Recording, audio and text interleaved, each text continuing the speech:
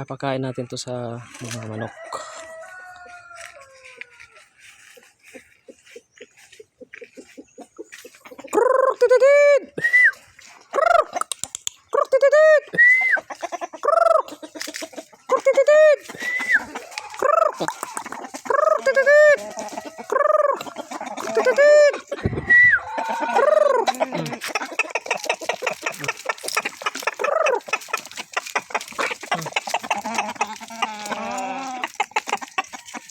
Ayan.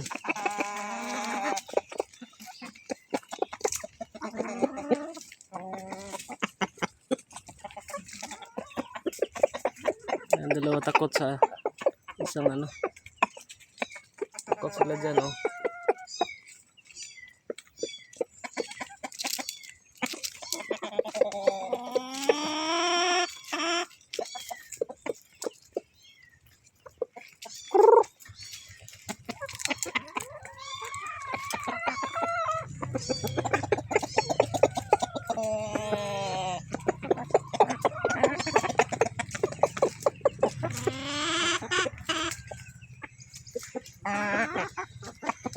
So yan po yung kagandahan sa free range, kasi nakakain sila ng mga tira-tirang pagkain, mga prutas, mga tira-tira sa kusina, mga gulay,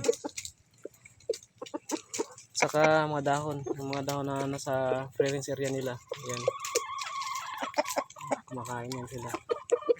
Kaya healthy pag mga manok natin ay mga free range.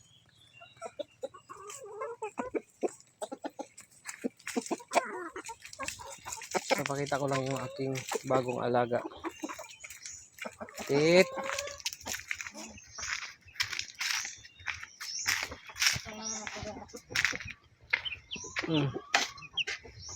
Yan. Yan yung aking bagong alaga. 45 days.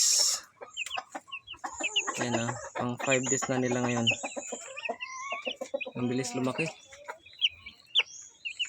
45 days, nasa 35, ay ano, 25 peraso pala to.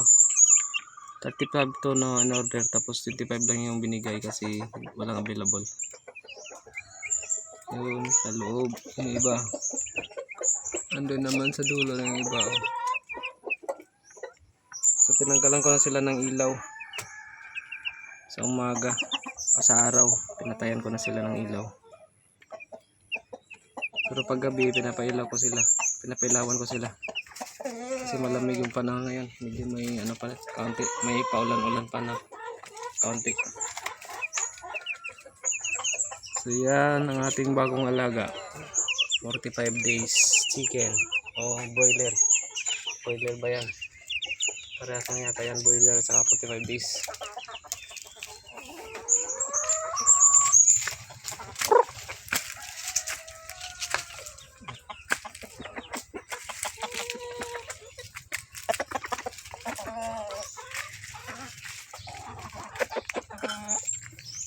Papakita ko na rin yung aking mga tanim na pipino. Ayan, nilagyan ko ng fertilizer ngayon at saka pinapagapang ko na sila, tinali ko na, kaya parang hindi pa siya ano, tingnan. Ngayon lang ako naglagay ng fertilizer, nagdagan ko ng fertilizer.